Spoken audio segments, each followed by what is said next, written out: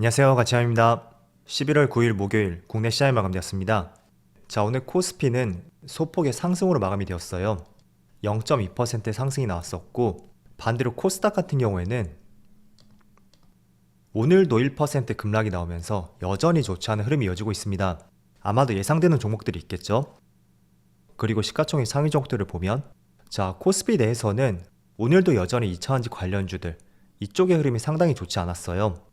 대체적으로 2% 가까이 하락이 나왔었고, 사실 2차전지 관련주만 아니었다면 오늘 코스피는 조금 더 상승이 가능했었겠죠. 그래서 3일 연속으로 지금 2차전지 관련주의 약세 흐름이 나오고 있고, 코스닥도 마찬가지입니다. 역시 에코프로 그룹주의 하락이 있었고, 그리고 코스닥은 제약 바이오주 쪽에서 오늘은 2차전지보다 더 크게 하락이 나왔습니다. 어제 좋은 흐름이 나왔던 게임주도 마찬가지고요. 그래서 여전히 2차전지의 흐름은 좋지 않지만 코스닥 쪽에서는 제약 바이오주라든지 게임주들, 그리고 일부 로봇주들, 다양한 업종들의 흐름이 좋지 않았기 때문에 오늘 1% 급락으로 마무리되었고, 자, 그리고 코스피의 수급을 볼게요.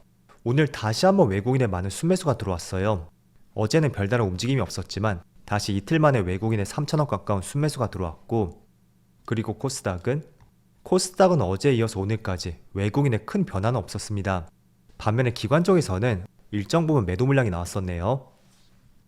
그리고 삼성전자 오늘 다시 7만원을 돌파했고, 외국인도 1,500억가량의 상당히 많은 순매수가 들어왔습니다. 그리고 하이닉스도 마찬가지로 외국인의 순매수가 7일 연속으로 이어지고 있고요. 최근에 11월 들어서 상승하는 흐름이 더 많이 나오고 있죠. 그리고 에코프로비엠 오늘은 약세 흐름으로 마감이 되었지만 기관만 나홀로 순매도가 있었고요. 그리고 에코프로는 외국인의 순매수가 들어왔었네요. 반대로 삼성 SDI라든지 LG에너지솔루션 오늘은 많은 금액은 아니었지만 외국인의 순매도가 나왔습니다. 그래서 아직까지는 적극적인 매수세가 들어오진 않고 있어요. 4일 전에 많은 매수세가 들어왔다면 그 이후부터는 매수매도가 반복이 되고 있죠. 하지만 그렇다고 또 크게 빠져나온 것도 아니니까 수급적인 면은 그렇게 나쁘진 않은 것 같습니다. 그럼 이어서 주체별 매매 동향에 대해서 살펴보도록 하겠습니다. 11월 9일 외국인이 가장 많이 매수한 종목은 삼성전자, 에코프로, SK하이닉스, 카카오, 삼성물산. 시총 상위 종목들을 골고루 매수했어요. 그 중에서도 삼성전자가 가장 독보적이었네요. 그리고 기관도 삼성물산, 기아, 위메이드, 포스코퓨처엠, 포스코홀딩스 이렇게 각각 순매수 상위종 올렸습니다.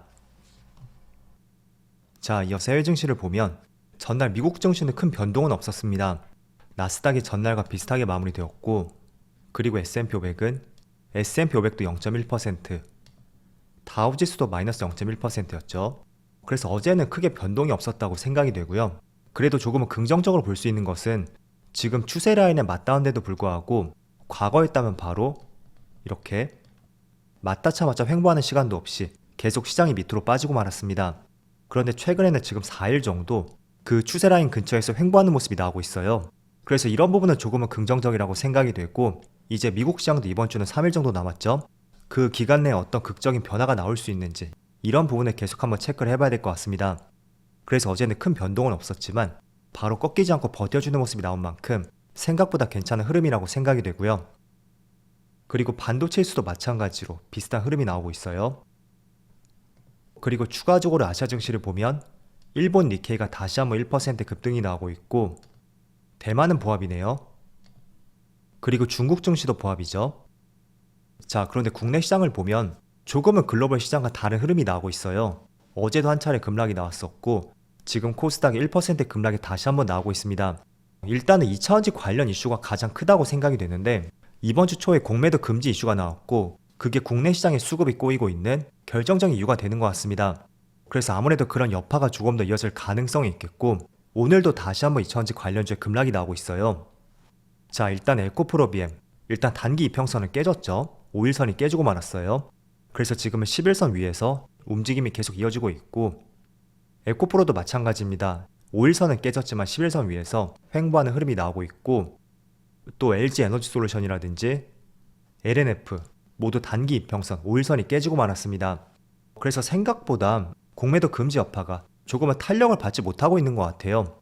그 결정적인 이유는 몇 가지가 있겠지만 대표적으로 최근에 2차전지 기업들의 좋지 않은 실적, 그리고 두 번째는 2차전지 기업의 대장주라고 할 수 있는 테슬라의 주가가 상당히 좋지 않은 흐름이 이어지고 있습니다. 그래서 그런 부분이 공매도 금지라는 좋은 호재성 뉴스가 있었다고 해도 주가가 조금은 실망스럽게 움직이는 것 같다고 생각이 되고요. 그리고 또 한 가지 이슈를 보면, 자, 2차전지 관련주 내에서도 에코프로 그룹주, 저는 에코프로 그룹주가 그래도 대장주라고 생각이 되거든요. 그런데 어제 나온 기사를 보면 에코프로 머티리얼즈가 수요 예측에 참패를 했다. 이것도 하나의 큰 재료가 되는 것 같아요. 일단 에코프로 머티리얼즈는 2차전지 핵심 소재인 전구체를 생산하는 기업이고, 어제 수요 예측이 마무리가 되었는데 공모가가 그 수요 예측 밴드가 있거든요. 그 밴드 하단에서 확정이 되었습니다. 일반적으로 정말 뜨거운 기업이라면 밴드 상단이라든지 또는 밴드를 초과해서 공모가가 확정이 되거든요. 그런데 밴드 하단에서 확정이 되었다는 것은 많은 참여자들이 봤을 때 상당히 뻥튀기 되었고, 최근에 2차전지 업황을 보더라도 그렇게 썩 매력적이지 않다, 이런 시각들이 반영이 된 것 같습니다.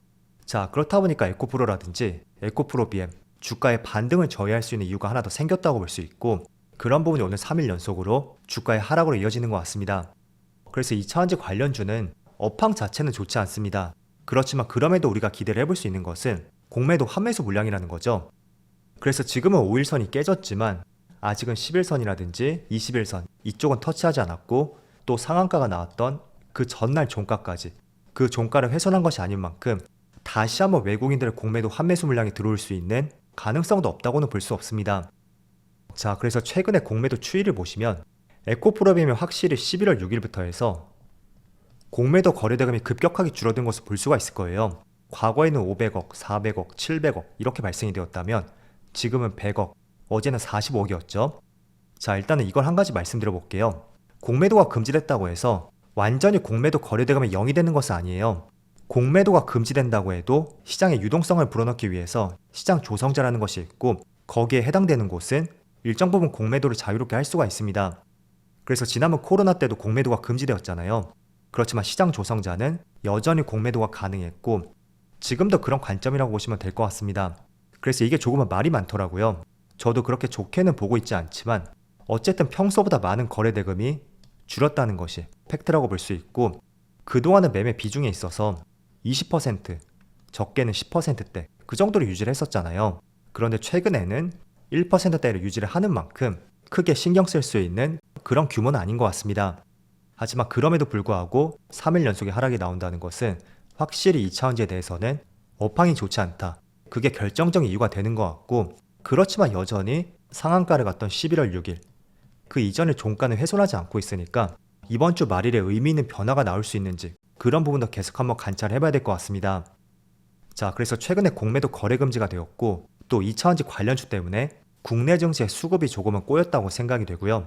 그런데도 조금은 눈여겨볼 수 있는 종목이 있다면 저는 바로 반도체라고 생각이 돼요. 자, 반도체 같은 경우에는 이때였죠. 코스피 코스닥이 한 차례 급등이 나왔고, 그 뒤로 시장의 흐름이 꺾이지 않고 견조한 흐름이 이어지고 있습니다. 지금 보시는 종목은 삼성전자예요. 오늘도 0.8% 상승이 나오고 있고, 하이닉스도 마찬가지입니다. 이때 한 차례 급등이 나왔지만 그 주가를 크게 훼손하지 않고 다시 오늘도 이틀 만에 빨간불이 들어오고 있습니다. 그리고 조금은 주가를 길게 보면 올해 신고가 근처에서 계속해서 움직임이 이어지고 있습니다.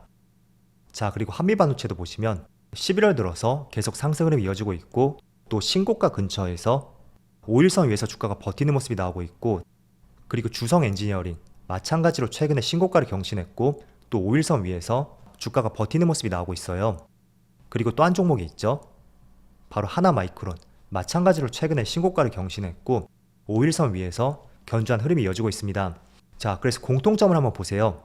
SK하이닉스, 한미반도체, 주성엔지니어링, 하나마이크론 모두 반도체 기업인데 최근에 신고가를 경신했고, 그 흐름이 5일선 위에서 무너지지 않고 버티는 모습이 나오고 있습니다. 그래서 반도체 관련주는 11월 들어 큰 상승은 아니었지만 2차전지 가렸을 뿐이지 굉장히 견조한 흐름이 나오고 있고요. 한번 이런 종목들을 다 묶어놓고 같이 주가의 흐름을 참조해보는 것이 중요할 것 같습니다. 그래서 2차전지 관련주와는 달리 반도체 흐름은 계속 신고가를 터치하려는 움직임이 나오고 있고, 그런 점들을 주목해보자는 취지에서 한번 말씀을 들어봤어요. 자, 그리고 며칠 전에 말씀드린 것 중에 공매도 이슈뿐만 아니라 추가적으로 증시 부양을 위한 어떤 새로운 정책이 나올 가능성이 있다, 이렇게 말씀드렸습니다. 자, 그런데 오늘 한 가지 기사가 나왔는데 우리나라 기관들의 리포트를 보면 매도 리포트를 내는 곳은 거의 없다고 볼 수 있어요. 100개의 리포트가 나온다면 1개 정도 나올까 말까 하거든요. 그래서 사실상 매도 리포트는 없다고 볼 수 있습니다. 그래서 이런 제도가 조금은 불합리하다 볼 수 있었고, 그 때문에 이런 리포트에 대해서 우리가 불신을 많이 갖고 있었잖아요. 그런데 결과는 어떻게 될지 모르겠지만 이런 부분도 제도를 개선하겠다는 발표가 있었습니다. 물론 이게 주가의 상승과는 완전히 연결되진 않을 거예요. 하지만 그동안 우리가 신뢰하지 않았었던 이런 부분이 조금씩 개선된다는 것이 큰 흐름에서 볼 때는 시장이 조금 더 깨끗해질 수 있는 내용이 될 수가 있겠죠. 그래서 이 내용은 이렇게 바뀐다, 이 정도로만 아시고요. 한번 정말로 개인들에게 도움이 될 수 있는지 추가적으로 살펴보시면 될 것 같아요. 자, 3일 연속으로 시장이 좋지 않은 흐름이 나오고 있습니다. 그래도 2달 동안 시장이 빠지고 나서 3일 연속의 하락이 나왔지만 여전히 21선 위에서 코스닥 지수가 올라와 있는 것을 볼 수가 있습니다.